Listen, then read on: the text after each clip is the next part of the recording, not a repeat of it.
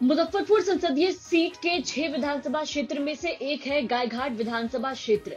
3 प्रखंड गायघाट, बंदरा और कटरा की 42 पंचायतों को मिलकर बना।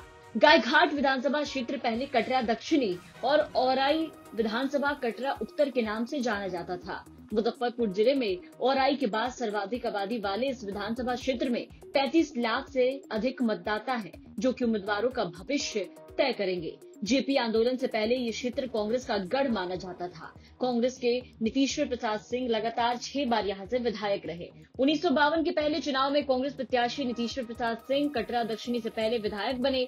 नीतीश्वर प्रसाद सिंह 1957 और 1962 के चुनाव में निर्विरोध कटरा दक्षिणी के विधायक रहे। गायघाट विधानसभा क्षेत्र बनने के बाद हुए 1967 के चुनाव में कटरा दक्षिणी से बने गायघाट सीट से कांग्रेसी कैंडिडेट नीतीश्वर प्रसाद सिंह ने चुनाव में जीत हासिल कर लिया था। 1969 के चुनाव और 1972 के विधानसभा चुनाव में गायघाट सीट से फिर से नीतीश्वर प्रसाद सिंह ने कांग्रेस के टिकट पर जीत हासिल कर सबसे ज्यादा 6 बार जीत हासिल की। मुजफ्फरपुर की 11 सीटों में से गायघाट विधानसभा सीट हॉट सीट है। इस सीट पर एक नहीं बल्कि अलग अलग पार्टियों के कई चेहरे दावेदार हैं। इस सीट पर यादव और राजपूत वोटर निर्णायक भूमिका में होते हैं।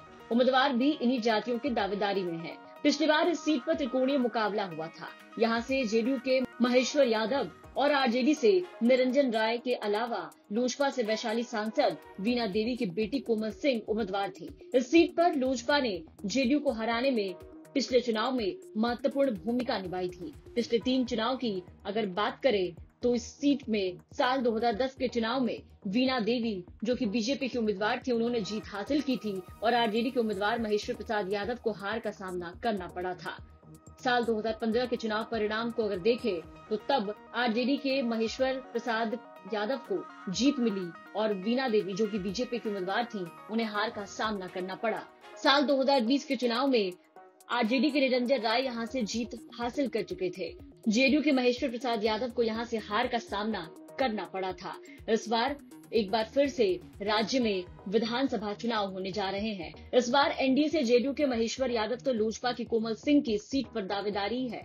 कोमल सिंह के चुनाव लड़ने को लेकर सांसद वीणा देवी ने कहा कि कोमल सिंह किसी भी पार्टी के टिकट पर इस सीट से चुनाव जरूर लड़ेंगी। वहीं जेडीयू के दिग्गज नेता महेश्वर यादव भी एनडीए की उम्मीदवारी के रेस में है। वहीं बात अगर आरजेडी की जाए तो मौजूदा विधायक निरंजन राय को फिर से टिकट मिल सकती है, लेकिन कई और नेता आरजेडी से टिकट के रेस में है। राजपूत जाति से आने वाले स्थानीय युवा नेता आदर्श सिंह उर्फ राजा भी आरजेडी से टिकट के दावेदार हैं। राजा लगातार क्षेत्र में समाज सेवा करके टिकट की दावेदारी पेश कर रहे हैं। इसके अलावा आरजेडी के युवा नेता चंदन यादव भी टिकट के रेस में शामिल हैं। चंदन यादव भी आरजेडी के सक्रिय नेता हैं, क्षेत्र में बने हुए हैं। फिलहाल इस सीट को लेकर के वरिष्ठ पत्रकारों की क्या राय है वो सुनिए। देखिए, पिछले बार के चुनाव में जहाँ तक था जेडीयू आरजेडी वहाँ पर अलग अलग चुनाव लड़ी थी और इस बार जेडीयू कहीं ना कहीं से एनडीए के साथ है। तो यह परिदृश्य जो हम लोग देख रहे हैं, इस बार जो चुनाव होने जा रहा है 25, इसके पहले चुनाव हुआ था जो 15 में, तो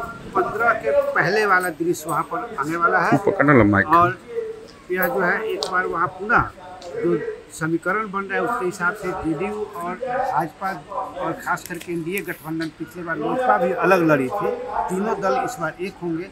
अब निर्भर करता है कि प्रत्याशी किसका, उसके आधार पर वहाँ का परिणाम निर्भर करेगा। वैसे हम देखें तो राजद का वहाँ पर बहुत तेज वोट रहा है और राजद के वहाँ पर प्रत्याशी चुनाव जीते हैं। इस बार भी लोकसभा चुनाव में भी उनका प्रदर्शन जो था करीब करीब ठीक ही रहा, हालांकि वहाँ से लीड नहीं हो पाई राजद की। लेकिन इस बार के चुनाव में देखना होगा कि एनडीए किस प्रत्याशी को उतारता है। और यूपीए की जहाँ तक बात है, राजद का है, तो हमको लग रहा है कि जो राजद के ही पाले में सीट होगी। तो कुल मिलाकर इस बार दोनों में जोरदार टक्कर की उम्मीद। अभी तक संभावित क्या लग रहा है आपको, किन नामों की चर्चा दिख रही है अभी के हिसाब से? अभी के हिसाब से अगर लोजपा में जाता है तो कोमल सिंह वहाँ की प्रत्याशी होंगी, जो पिछले बार लड़ी थी और वह लोजपा के कोटे में ले जाने की कोशिश करेंगी। देखिए, पिछले 1 दशक की अगर बात कीजिएगा तो गायघाट जो विधानसभा क्षेत्र है वहाँ पर 2 जाति राजपूत और यादव, ये दोनों निर्णायक की भूमिका में रहे हैं। और यही वजह है कि चाहे वह राजद की ओर से बात की जाए तो एक लंबे समय तक महेश्वर यादव वहाँ नेतृत्व किए हैं गायघाट में। और दूसरी तरफ अगर बात की जाए तो एनडीए से अमूमन जदयू उस पर दावेदार रहता है अगर वहाँ से जदयू इस बार चुनाव लड़ेगा तो महेश्वर यादव के जो पुत्र हैं वो इस बार है।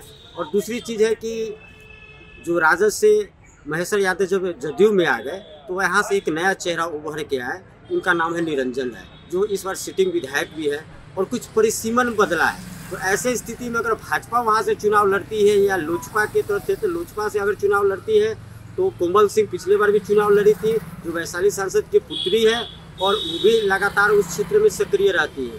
तो कुल मिला के देखा जाए तो गायघाट में महागठबंधन के ओर से राजद और एनडीए की तरफ से जेडीयू दोनों के बीच में लड़ाई हुआ है और दोनों के प्रत्याशी जो है वो अपना दावेदारी ठोकते रहते हैं। अब देखना होगा कि सीट पर एनडीए और महागठबंधन का उम्मीदवार कौन होता है और फिर यहाँ से मुकाबला कैसा होता है। इस सीट को लेकर के आपकी क्या राय है, कमेंट करके जरूर बताएं। मुजफ्फरपुर से मणिभूषण शर्मा के साथ अनिकेत कुमार की रिपोर्ट, बिहार तक।